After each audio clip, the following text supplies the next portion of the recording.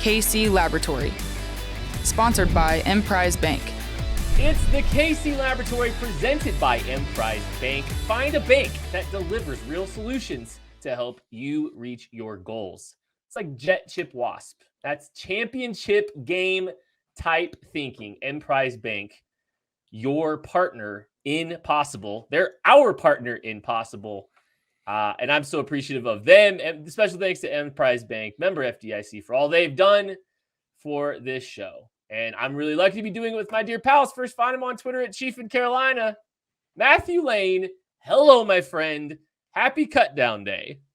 It has been a cut down day. All around the NFL, guys have been cut down, and it feels bad for them. You know, we're coming out a little chipper right now because we're excited to talk to each other, talk about football. But realistically, people's lives just got changed today. I think this is a talk that, everybody has to have every year. Everybody gets really into predicting rosters, guys getting cut, guys making teams. Just kind of have to remember that, guys' lives do change on this particular day. So don't at people on Twitter ever. If you're going to talk negatively about a guy that made a team or didn't make a team, maybe don't even have to use his name just in case he goes and searches it, because this is their guy doing their job.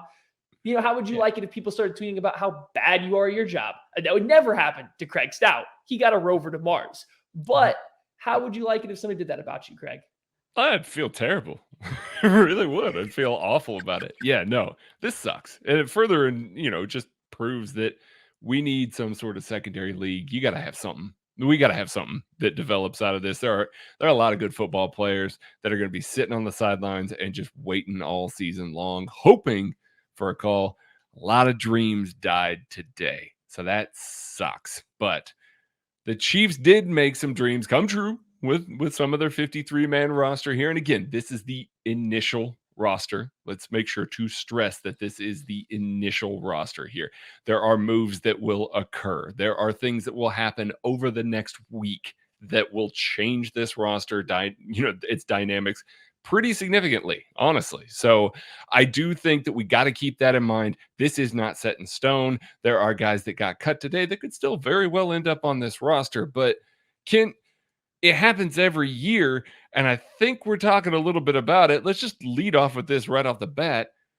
There's a couple of IR guys that we've been talking about. I think we need to stress a couple of offensive linemen that could end up on IR pretty quickly here, potentially as early as today when you're listening to this. Yeah, by the time you hear this podcast, the roster that we're about to talk about could have changed. I mean, honestly. I think, there's a couple guys that you got to look at with Austin Blythe and Laurent Duvernay-Tardif are very easy early off the top offensive linemen that initially made the 53-man roster, but could potentially be IR'd after this initial wave of cut downs, and they've made the 53. They're safe. If they put them on IR now, they can bring them back. So, this is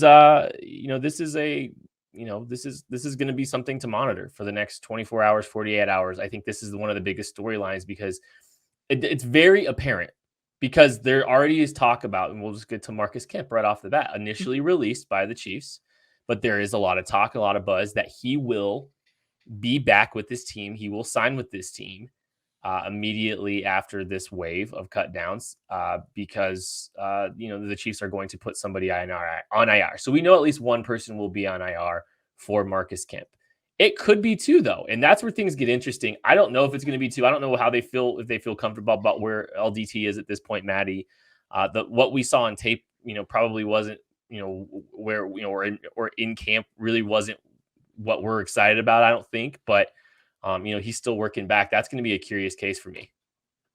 In coming off of the season where he opted out of playing football, he's working his way back into the rotation. He clearly didn't have a foothold in the starting job. I think he was in a battle for like the backup right guard position, has an injury. Now he's got to work through that coming through.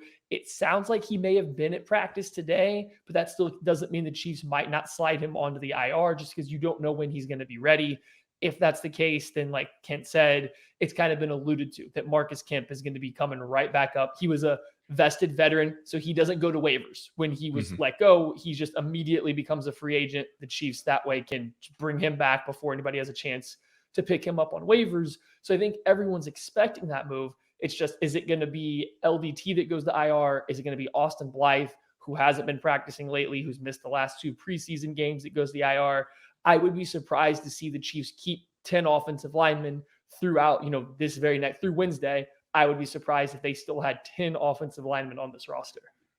I mean, it's worth noting. I wrote something for KCSN this week on the KCSN Substack. Subscribe if you were listening to this. There's good stuff coming. We're going to just be feeding it to you all year long, daily articles, kcsn.substack.com.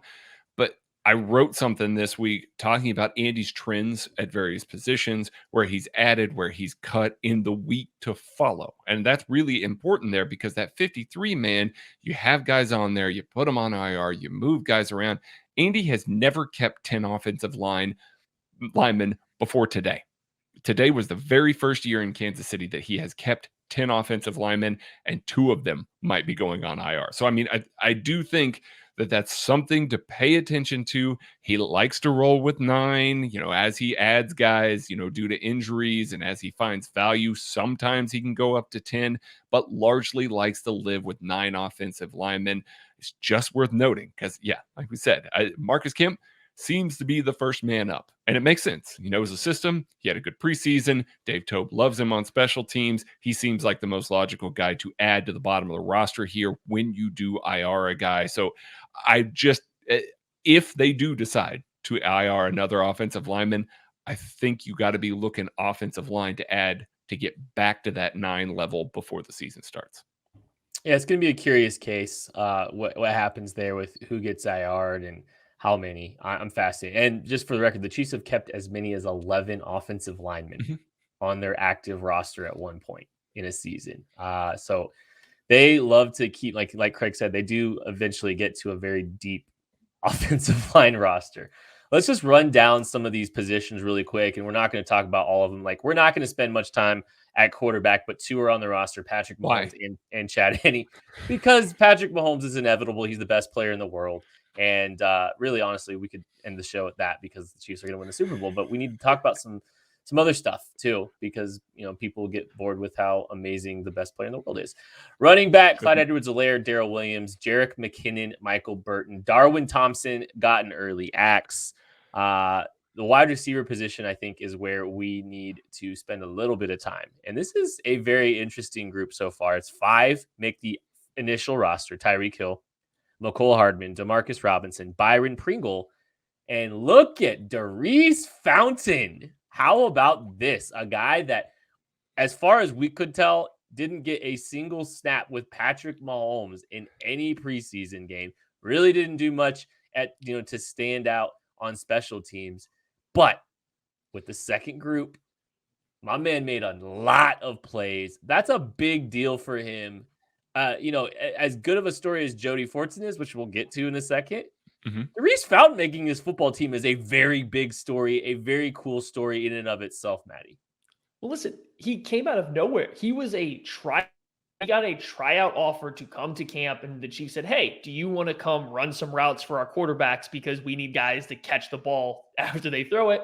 He shows up, and at every step of the way, he just keeps producing. He keeps playing well, and after 20 some odd years of understanding football and watching Chiefs preseason, finally the best wide receiver for this team in the preseason makes the roster. Finally, the pass catcher makes the initial 53-man roster. He didn't get Frankie Hammond. He didn't get Marcus Kemp. No, he made the final roster, which is great.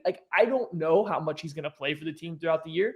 I don't know if he's ever really going to get on the field without injuries happening, but I love the fact that this showcases that if you come in, you perform well in the preseason, you have a chance to make this roster. Kent, you look like you want to jump back in. I just think it's funny how Marcus Kemp still got Marcus Kemp, even though Marcus Kemp actually made the roster. The reports are he's going to be on the 53 very shortly, but he still had to get Marcus Kemp to make it happen. And Poor guy. I find that very ironic. I'm sorry. Continue, Maddie. Well, how I was using Marcus Kim is I meant like Daurice Fountain wasn't kept off the roster for a special teams only guy. Like he was impressive enough that they kept this offensive player around to be your fifth wide receiver over some other special team options that we'll probably cover that got cut, whether defensively or on the offensive side. So like I thought this was big. This was a huge thing for the Chiefs. Like I said, I don't know how much they'll get to use him. Ken alluded to it. I don't think he played with Patrick Mahomes at all during the preseason games. I got real nervous about him making this roster this last preseason game where they were force feeding him terrible Shane Buechele passes. They were awful. Like they weren't good and they kept throwing him the ball and he was trying, but he didn't make any plays. I thought that was the final nail in the coffin, but here we go. We got Daurice Fountain on this team. So I'm asking you guys right now, does he have any catches this season? I want him to. I really do want him before week like 26, since they added extra games. Week 26 is going to be the thing, huh? Well, I don't know, man. It's going to be really tough for him to land that. So I am looking more for him to contribute in a special teams role first. I think we got to see that first and foremost before we basically move on and assign him an offensive role. I think he's probably going to be inactive a lot, but he deserved to make this team. I'm very glad that he made this team. I think he'll be inactive a decent amount initially. And he's going to get, I think he might get Ricky Seals-Jones a little bit. Ricky Seals-Jones did not catch a pass last year and was, I think he was on the roster. I just looked till January 2nd. So this is a guy that, was on the roster for a very long time. I think Daurice Fountain, it'll be fascinating to see if he gets playing time. I think he's a guy, because of the special teams aspect, could have a difficult time cracking the roster, but he's an offensive weapon, potentially down the road here. That, if break in case of emergency, if they need something, All right, tight end. We got to talk about tight end because there's another. Hold on. We got to stay here. There's a big name. Chiefs rookie draft pick, Cornell Powell. Wait, doesn't make this team. And I know this is something that we had talked about before, and I don't think it's overly surprising to a lot of people that were paying attention to this team that he wasn't showcasing his talents as good as other guys were. He was not putting his best foot forward. So seeing him not make the initial 53 isn't a shock, but I just think most people assume rookie draft pick, somebody you take, especially in the 5th round, you anticipate them to make the roster. Cornell Powell doesn't. Hopefully the Chiefs can pull him up through the practice squad and develop him, underneath all these other guys. But I just think that's probably one of the bigger surprises that I do think that it's not every fan saw coming. Right. And I think that you saw that if you watched the preseason games and saw the run that he was getting and how far down the depth chart he was. I do want to say this. There are a lot of wide receivers, rookie wide receivers that were drafted that have gotten cut so far in down to 53 minutes. This seems to be the year where teams think that they can cut these rookie guys, stash them on practice squads. I mean, Des Fitzpatrick, Austin Watkins, Daz Newsome, Seth Williams. These are all guys that we talked about in regards with the Chiefs and the Chiefs drafting them. All of them got cut. All of them appear to be on their way to those teams as, practice squad. So it may just be one of those situations where this group in a COVID year, they weren't able to really integrate themselves from college to the NFL, and the NFL is taking advantage of that. And every team is trying to get these guys on their practice squads instead of a team being able to shark them a little bit. Well, that's what happens when you have 3 straight years of the best wide receiver rookie draft class as well. Mm-hmm. I mean, you've had a lot of good wide receiver classes lately. So I think if you look through the free agents that have been cut right now, there's a lot of wide receivers that haven't even finished their rookie contract being waived by teams, whether they've been productive or not. So it's just, there's a lot of wide receivers available. So I do think if you're the Chiefs, you're hoping there's not a lot of tape out there on them. You can stash them away on your practice squad and use them later. Yeah, and it could be calculated because if I remember correctly, there wasn't a ton of teams poaching last year's practice squads. There wasn't a ton of teams putting in waiver claims largely last year. Maybe some of the COVID protocols changing this year a little bit differently could, maybe facilitate more action in those markets. So there could be a little bit something there too. But, to Maddie's point, the wide receiver position is the place to experiment with that and see if you can sneak guys on and off rosters and stuff like that. That's the position to do it for a variety of reasons. It's a very interesting trend. And the Chiefs have exposed a draft pick to the waiver wire. Do you know who didn't get put on waiver wire? Jody Fortson. The Chiefs keep 4 tight ends: Travis Kelce, Blake Bell, Noah Gray, and the aforementioned Jody Fortson, a guy who has been through a lot here in Kansas City. He's fought hard. He's changed positions. He's improved in areas the team told him he needed to improve to get a roster spot. And here he sits and making the initial 53-man roster. What a story for this guy, Maddie. Well, Craig, would you say that he broke through to the Kansas City Chiefs roster? I would say that he broke through to the Kansas City Chiefs roster, just like I'd say that our good pals at Macadoodles need to break into Kansas City, break through into there. Listen, Macadoodles has terrific customer service, terrific selection. They've got great prices. I mean, if you want bourbon, go to Macadoodles. When we were down visiting Macadoodles, we got to see some of their private selections back there, and they have some top-notch stuff back there, and they're not marking it up sky high like you would buy at the secondary market. So that alone is a reason for you to go to Macadoodles. We hear all the time from people who are on KCSN, on the Discord, on Twitter, tagging us, talking about how much they love Macadoodles, how much they love their experience at Macadoodles. We need to get one in Kansas City or wherever your neck of the woods is. Email Roger at info@macadoodles.com. Let's get one to Kansas City, like the Kansas City Chiefs prioritized getting Jody Fortson onto this roster, worked his ass off to get there. Supreme kudos to Fortson for being able to land a spot, converting from wide receiver. That is a tough transition. And we talk about it all the time. The ability to just be able to bounce over there, these big receivers, just move them to tight end. That's not as easy as it sounds. Jody Fortson deserves all the praise in the world for being able to do that transition and make that move to tight end for Andy Reid. Let's go ahead and talk about the offensive line. We talked a little bit about it earlier, and now it's time to kind of maybe just address it a little bit. Let's read the list out. Orlando Brown Jr., Joe Thuney, Creed Humphrey, Trey Smith, Lucas Niang, your apparent starters up front, Mike Remmers, Andrew Wiley, Nick Allegretti. Those 8 appear to be locks to start the season on the active roster. Laurent Duvernay-Tardif, Austin Blythe, 2 guys that, like we mentioned earlier, could be candidates for the IR. But any surprises with this group at all, Matt? Anything that you're mildly surprised by? I don't think so. I mean, I think if you were to draw out 10 names, this would be the most likely 10 guys to come onto this roster, especially when you consider that a guy like LDT or Austin Blythe might be, kicking over to the IR for a little bit of time. I mean, the only thing that sticks out to me is the backup tackle position is essentially just Mike Remmers. But then you got to remember Andrew Wiley started training camp playing right tackle. So he's got a little experience there.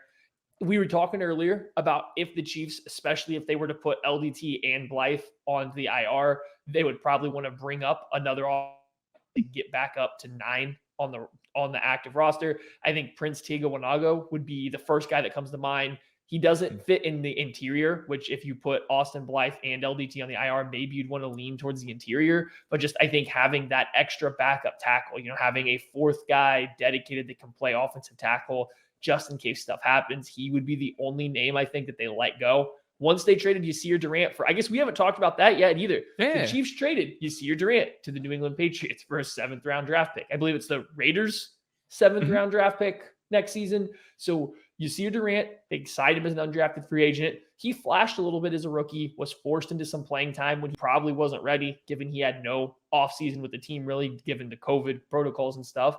And they turned him into a 7th round draft pick 2 years down the line. That's a good return on investment. So with him out, I think these are the obvious 10 guys. Prince Tega is the only guy I could see really trying to crack this roster from the practice squad as the season goes on. Yeah, that's kind of where I stand as well. And we got to see Prince Tega run with the 2s a little bit with Mike Remmers playing right tackle. I think that might be a bit of an indicator that that's what they could do.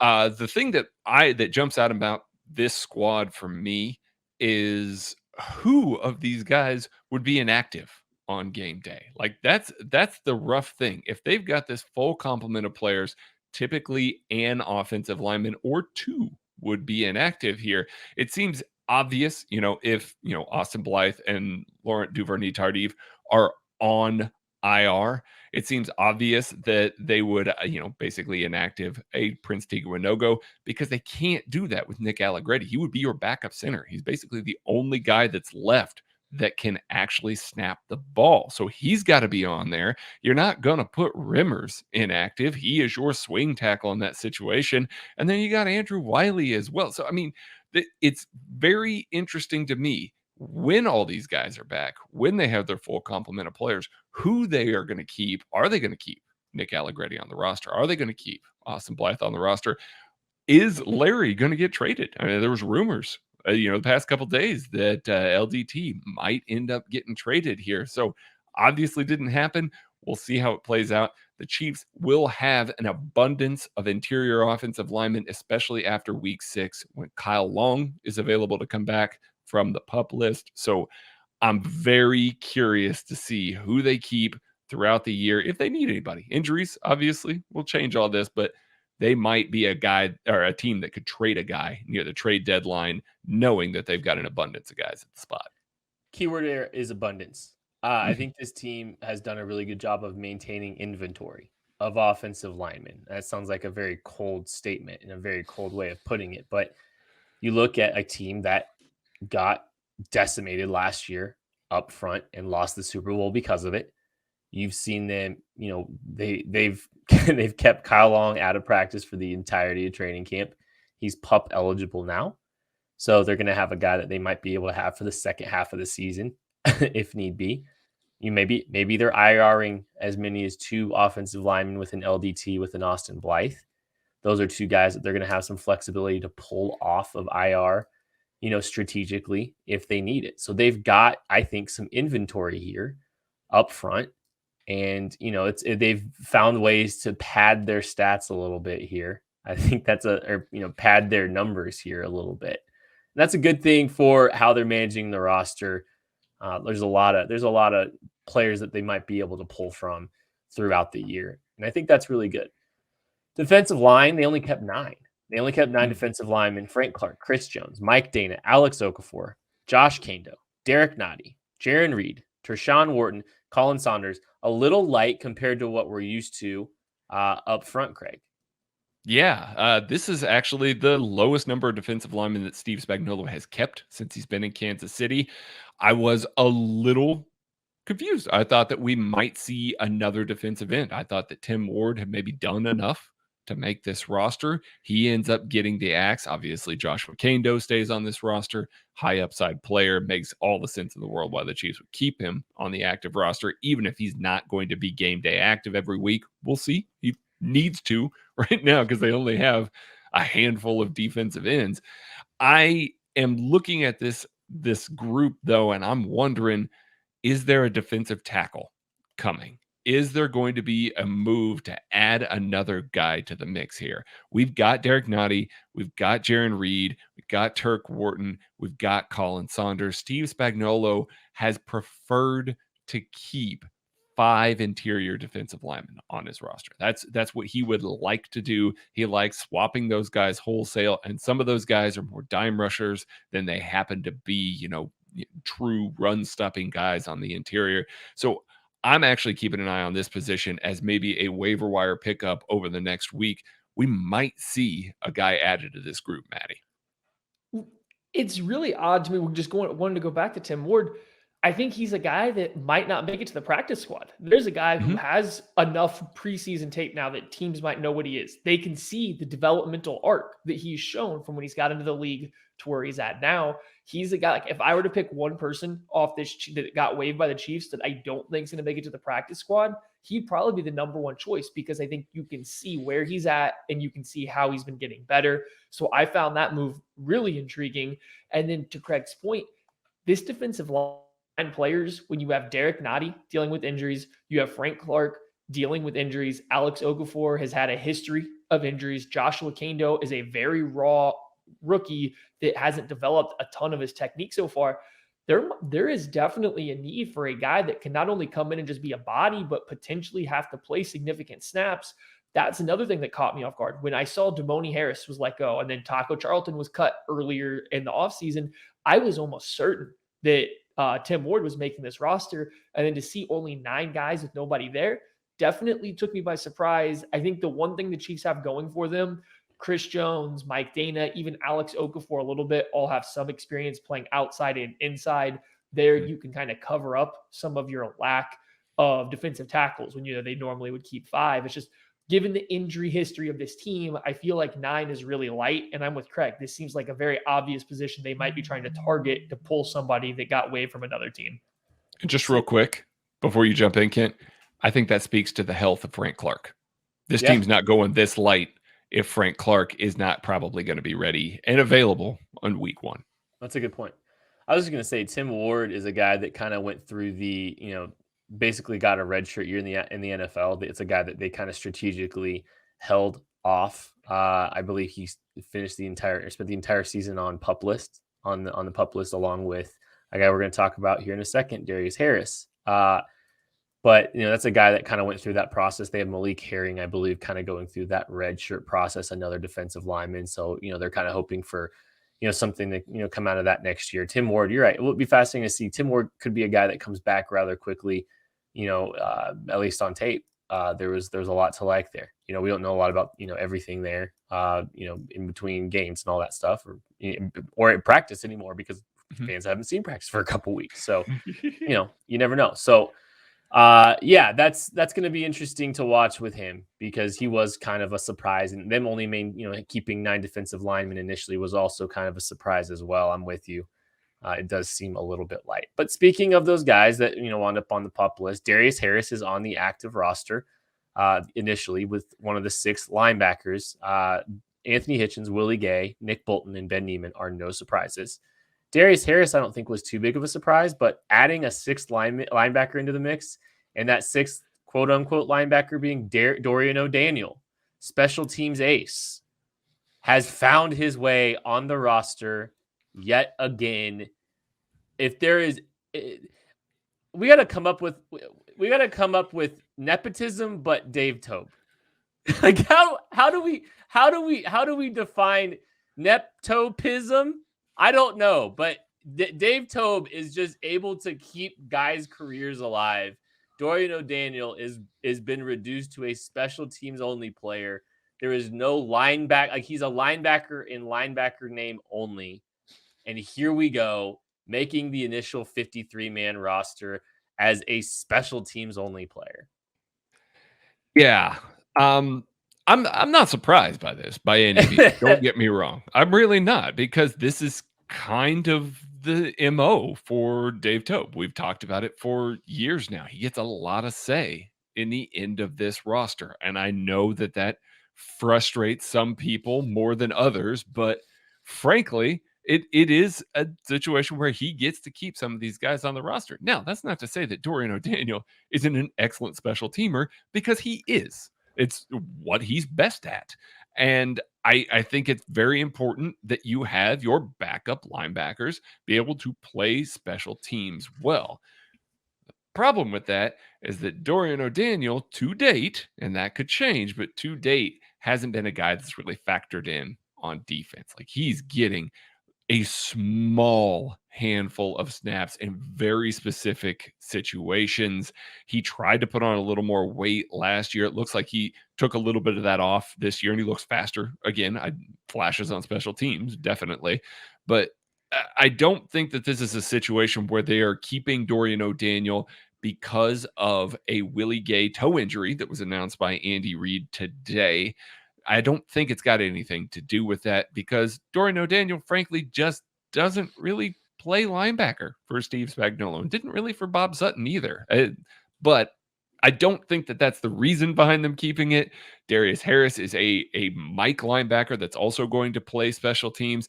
It just is a little bit surprising to me that they kept 6 with 2 special teamers at this point, rather than maybe diversifying that a little bit. Also, another situation where I think it speaks to the health of Willie Gay Jr. that they feel comfortable going forward with this group of guys. What kind of irks me a little bit is Dorian O'Daniel played under 50% of the special team snaps. Now I get it. On those 50%, on the kick returns, on kickoff coverage, punt coverage, he's good, but we're still reserving a spot for a guy to play under 50% of just special team snaps.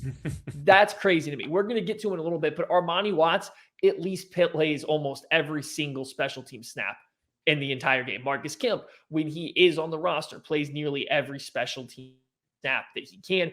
Dorian O'Daniel is at 50%. That is what I have a problem with. You're getting to keep a guy that's only being a halftime player on special teams to take up a whole roster spot. We're sitting here talking about being light at the defensive line unit. Guess who's taking up a roster spot that's probably that exact roster spot? It's either Darius Harris or Dorian O'Daniel. Like, one of those two guys would have to be the first one to go if you were to put Tim Ward on this roster. I mean, it seems so easy to me to just make it be Dorian O'Daniel, and you have Nick Bolton, you have Darius Harris, Willie Gay. All these guys have played special teams last year or during the preseason for the Chiefs. Is the gap really that big on the 49% of the special teams reps that this team sees between Dorian O'Daniel and them? Is it? Because according to Dave Tobe, it is. But Is it really?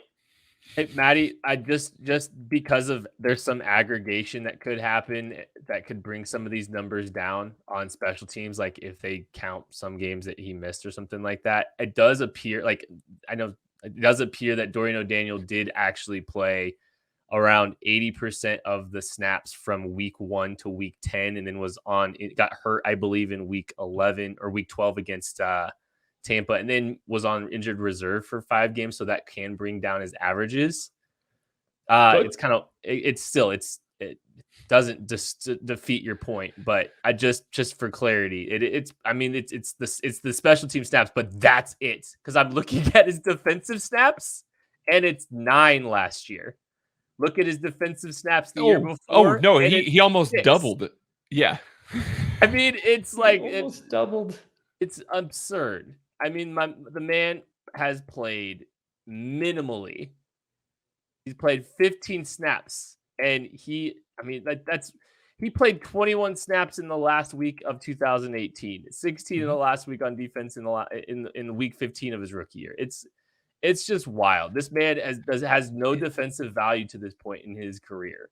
It's a very Nate Ebner career path. Nate Ebner for the Patriots played for them for almost 8 years. Bill Belichick kept him around because he loved him as a special teamer. Former special teams coach Bill Belichick kept a guy around. He played like 39 safety snaps or something like that. Just not a guy that was heavily in the rotation on defense, and yet his roster spot was assured because of what he did on special teams.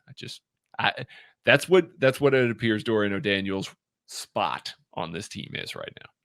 And that's absolutely fine until you get to this next group of the defensive backs and include the wide receivers. You're starting to get a lot of guys that are special teams only players. Let's just talk about them. And we're going to talk about special teams only players, and we still haven't got to the specialists. Defensive backs: L'Jarius Sneed, Charvarius Ward, Mike Hughes, DeAndre Baker, Rashad Fenton. No surprises there. Everything seems great, right? Tyrann Mathieu, cool. Daniel Sorensen, cool. Juan Thornhill. But then, okay. Wait, was Juan Thornhill not cool? Hold on. Was Juan Thornhill not cool? No, Juan Thornhill's cool. Let's be cool with Juan Thornhill. He's the king of cool. But then things get a little bit more interesting because Armani Watts. And like, if you take Armani Watts on his face, there's only one Armani Watts. No, but they decided to take 2 guys in the Armani Watts mold. 2 basically special teams only players. Chris Lamons or Lamons, however you want to pronounce it, and Armani Watts, both in the defensive back room, both basically special teams only players, are on this roster along with Dorian O'Daniel. What a group. This is wild. A lot of special teams only players, and the defensive back group is 20% special teams only players. Quick, for clarity, Craig, how do you say Chris Lamon's name? Well, let's talk about Armani Watts' defensive contribution. I mean, that's at least a guy that's getting on the field in the quarter/dollar, whatever you want to call it, like the big dime where they put that extra defensive back on there. Armani Watts does get on the field in defense on occasion for Steve Spagnuolo, and I get keeping 4 safety. So I'm actually very fine with Armani Watts being on this roster. Lamons was a little bit of a surprise, though, and I was even the guy that talked about him after the last preseason game. He flashes on special teams. He made a lot of plays on special teams this preseason, a lot of them. And that's good. That's what you want out of that. But I don't know that you want that guy being on the field in a cornerback position. But before I throw it to Maddie here, I do understand slightly the argument that Tobe can make here.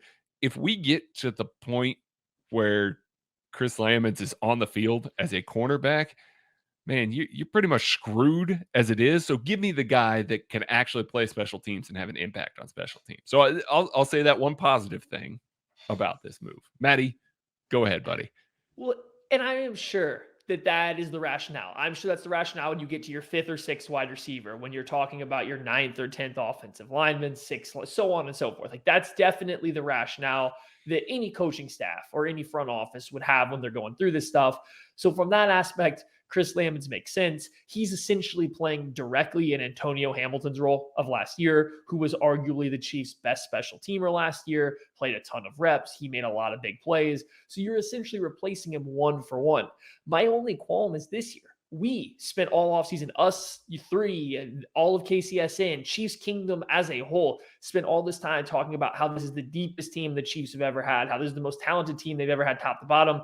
And here we are talking about like the same 5 guys every single year that round out your 53-man roster. Like, we're spending all this time saying, look at all the talent in this room and look at the guys that are being let go. These guys that we are calling more talented than years past are still being let go to keep these same 5 kind of players, whether it's Antonio Hamilton, Chris Lamons, whatever other cornerback from 4 years ago you want to put in there. There's just Tremont Smith. You're just consistently putting in these guys that have no ceiling whatsoever on offense or defense because they're good special teams players. I get the logic. I would just hope at some point in time you'd start to develop some of these younger guys that have some form of ceiling on the offensive or defensive side of the ball to take that role. Let's see a Jerick McKinnon when he was with the Vikings play a bunch of special teams reps, then pull those away as he becomes more important to the core of the team and not just special teams, instead of just holding on to the same guys for 4 years to play 300 special team snaps and maybe sniff double-digit defensive snaps. The only way I feel good's not the right word. The only way I feel comfortable with the bottom of the roster construction the way it is if the Chiefs felt confident that Devin Key, DiCaprio Boodle, guys like that are going to clear waivers and wind up on the practice squad. If they're confident in that, they don't have a vibe that they're going to lose some of these guys and they feel comfortable exposing them, playing the special teams, guys, keeping some of these guys that are, primarily special teams players at the beginning, and then maybe having flexibility to move on from them and elevate a Devin Key when the situation arises, and DiCaprio. That they have to be 100%. If they're 100% on the guys that we all anticipate being on this practice squad, sure, fine, I can live with it as long as they're back in the building. But if they lose a guy because of this, because they had to have because Dave Tobe had to have Chris Lamons on special teams, it'll be an interesting conversation. So hopefully, DiCaprio Boodle, Devin Key, make sure I would love to see them, sticking around here in Kansas City. And if guys like that are making it, then okay, I can feel a little bit more comfortable about this. I just want to talk real quick about Mike Hughes and DeAndre Baker. Like, let's talk about both of those guys coming in over the past, basically half a season with DeAndre Baker, and then Mike Hughes this offseason, both making this roster, both giving Brett Veach some, I hate to say lottery tickets. I know that's your thing, Kent. I hate to see lottery tickets because they're not really lottery tickets. I mean, but it was a little bit of a gamble to put all of their eggs in that basket. I know a lot of people wanted Bashaud Breeland back on this roster. I would have accepted Bashaud Breeland back on this roster, player that I really like. But they were able to go younger in that situation. They were able to get some youth at that position, take some swings, and go cheaper. Barely. Something that we have in the past criticized them a little bit at some positions for not taking those swings. Really happy that they were able to take those swings on Mike Hughes, DeAndre Baker. Both those guys on this roster, both of those guys look like guys that are the future going forward with L'Jarius Sneed. Those are good things to have on your roster. Okay. I want to get to this because this was a question that we got in our Discord, KCSN Discord. If you are a subscriber, you need to be on that because that's where we're doing the majority of our football talk and chatting with the people that we love to chat with so much. A guy by the name of Mike K asked us this question: over, under, how many moves do the Chiefs make in the next week before week 1? Over, under, and he's setting the line at 2.5. So I'll start here. I think they're going over. I think there's an easy one with either LDT or Blythe that gets put on IR, and they're bringing Kemp back. I think all signals point to that happening. I mentioned earlier that I do think that the Chiefs are going to bring in a defensive lineman at some point. I don't know who's going to get cut for that, if that's one of the IR moves or what the case may be, but I do think that they're going to bring in another person along the defensive line to round that out to 10, the number that Spagnuolo has always felt comfortable with. And then I do think that there's going to be another offensive lineman at some point. If they have to end up putting both Blythe and LDT on IR, they're going to need another guy in the mix. So I'm saying there's going to be 3 moves within the next week at minimum. Kent, what do you think, buddy? Does an IR move count as a move? It's the IR and the corresponding move for it. That's one move. All right. Yeah. I think I'll say under. I think I'm going to go. I think the IR. I think there might be 2 IR moves and 2 corresponding moves, but I think that might be it. So I think that's 2. If we're counting that as 2 total moves, I think that's the extent of it in week 1. So I think there's going to be some fluidity at the bottom of the roster when they worry that Devin Key is going to get poached, when they're worried that DiCaprio Boodle is going to get poached or something like that. There could be a move in that vein, but that's not week 1. And that'll be a little bit farther down the road. So I think, the special teams core is there for the time being. I think Dave Toub gets his way for the first half of the year, and then things kind of maybe change a little bit after that. Craig, who is getting cut to make your third move here? I'm going to say Lamons, and not because we just got done talking about him, because we saw some of the reports coming out before the Chiefs released their 53-man roster. First, it seemed like he was on the roster. Then it seemed like he didn't make the roster. And then the reports came out that they called him back in the building and said, hey, by the way, you actually made the roster. So he seems like the guy that just is on the fence, the one that will get cut if they need to make that third move. Nothing against him personally. It's just the obvious one based on the reports that we're seeing. I would agree in that regard that I do think that if they have to make a move, Lamons would be the first one to go. It sounds like they got a little skittish about him making it through waivers to get to the practice squad. So they actually brought him back in and said, hey, you're going to make it. But I'm with Craig. I do think that they will need to add another defensive lineman. I think looking just at this roster and Frank Clark and Derek Notty's uncertainty of their health, they might want a guy sooner rather than later. But I'm still going to go under. I don't think they're an LDT. You're going to get one of them with the Kemp as the corresponding move. And I do think that you might see Lamons try to get slipped onto the practice squad a little bit later on in this week or early next week and bringing in some kind of defensive lineman that got released from another team. I did have one quick question before we get out of here, though, for you guys. Mm-hmm. Who, besides Tim Ward, gets poached from these round of Chiefs cuts? Who's the next guy after? I mean, Tim Ward was number 1 for me. I got another guy after that, but who else do you think is going to get poached before they can make it to the Chiefs practice squad? If anyone. I think it'll be Darwin Thompson. I think he's shown enough both on special teams and running the ball to latch on to another team. And he deserves to latch on to another team. So I think that Darwin will get picked up by somebody and get his opportunity somewhere else. Yeah, that's probably where I would go too, I think. Coward. Bo Pete Keys could be another guy. There was some. The reason the Chiefs traded back into the draft because they weren't confident they were going to get him in undrafted free agency because this market was very hot. So Bo Peep Keys is another guy I could see getting poached as well. The only other guy I wanted to put in there was DiCaprio Bootle. I think that he has a relatively good athletic profile. I think he did enough to flash that there is some talent there during the preseason. It wasn't a ton, and he was an undrafted free agent. So obviously, the market wasn't sky high for him. But I think if you start looking through some teams' defensive back rooms, injuries happen. He's a guy that just may have caught someone's attention based on the play he had. Like I said, I would have had Tim Ward first. Yasir Durant, if they didn't make that trade, would have been right up there with Tim Ward for me. So I think Darwin, Bo Peep Keys, Tim Ward, and then, like I said, the only other guy I could put in there would be DiCaprio Bootle, just because I think he had a chance to shine a little bit in the preseason.